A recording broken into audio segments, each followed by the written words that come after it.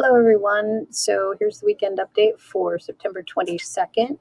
And the big thing I want to talk about is the essays. Seniors are done, hopefully. Sophomores, you'll be getting into it pretty soon.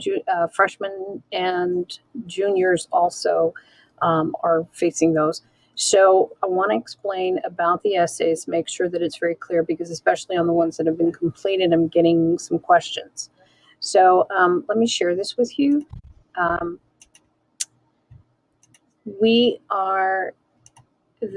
do this every single time with essays, so this is pretty standard. The first drafts are due on a specific date, and it's also done at a specific time. I will put that in the pacing guide so you can see exactly when it's due. Canvas is set to assign a peer review at a certain time as well. Usually it's like 5 o'clock in the morning. The reason for this is that I know there's some night owls out there who work through the middle of the night. And so if you can get it in by 5 a.m., it will hit the peer review. And if it gets a peer review, everything's good. But if it isn't turned in on time, you will not receive the peer review.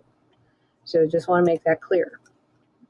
The first draft, when I grade it, I'm using the rubrics. So for grades 9 through 11, I'm using the CASP rubric, or what you would know as the SBAC rubrics, depending on if it's the information essay or a persuasive essay. For the ERWC English 12, I'm using the CSU grading rubric that goes with that program. Gets you kind of used to what the colleges are looking for when it comes to essays. So the first drafts, you can revise them as many times as you want, as long as it's within the semester. If you're saying, hey, that was really low, but I remember doing a good job on the revision, well, then resubmit the revised essay back in the first draft. You actually do get more points for that. Now, the peer reviews, what happens the day after you've turned it in? You are going to go looking for that peer review, and where you find it, you have to go back to the actual first assignment. So where you submit that first draft, you go back to that, and it's right under the place where it shows you submitted it, what time you submitted it. It's going to be the name of another student. You click on that link, and that link takes you to another link, which is the document that that student submitted. So that is where your peer review is.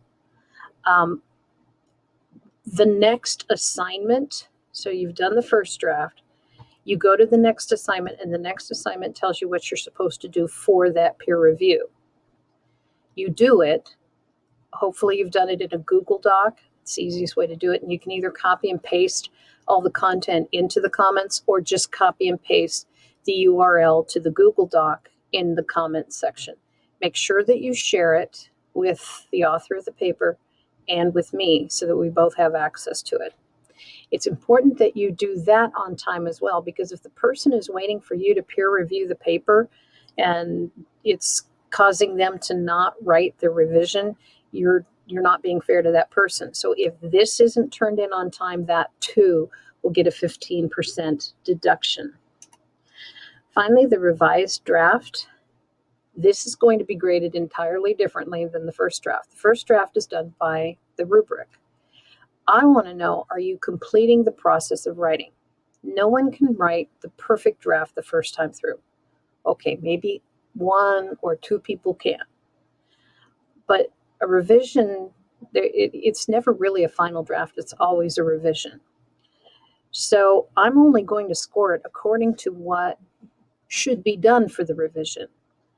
And so there's a different rubric altogether. And some people, unfortunately, have already figured out that if you don't do any revisions for the paper, you're only going to get 2.5 points out of a possible 25.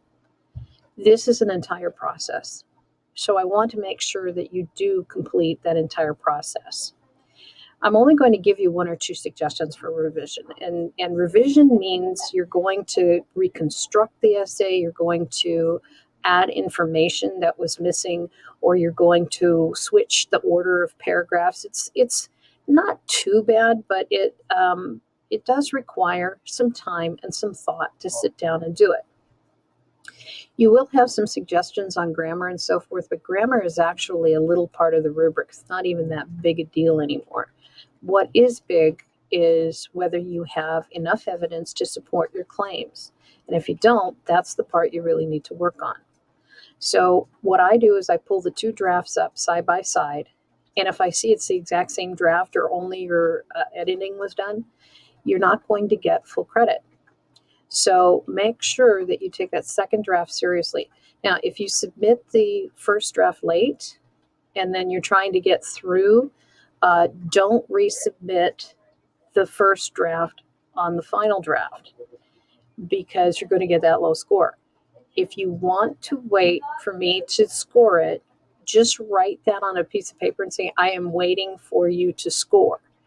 And I will do that. And then you can go back and do the revisions that you need. So I think that's it, that all that I needed to say there. So just letting you know what these essays are. By the way, sophomores, you will be having a Socratic seminar Monday, the 25th. And what that means is there will be 2 offerings. I do actually have that on a slide here, so let me go back to that. One will be at 9 a.m. The other will be at 2 p.m. You can attend either one. You can attend these in person. So those of you going out to the Mount Vernon site will be with Mr. Short in room 502. If you are on my side of town, in the central part of town, you'll be at the district office and we'll be meeting upstairs in the PDC conference room. If you can't come, you have the Google Hangout. And there's a link on your Canvas, which you just look at Socratic Seminar, click on that. It will ask you to open a new tab, and then the link is open. Now, if you are not able to attend either one, the sessions will be recorded and posted on the Socratic Seminar board. It's a little bit harder to do it that way, but at least that way you can still see what's going on during those. So if you have any questions, be sure that you call me at 827-3392. I will be out of the office on Friday, however, so probably you can't call me on Friday.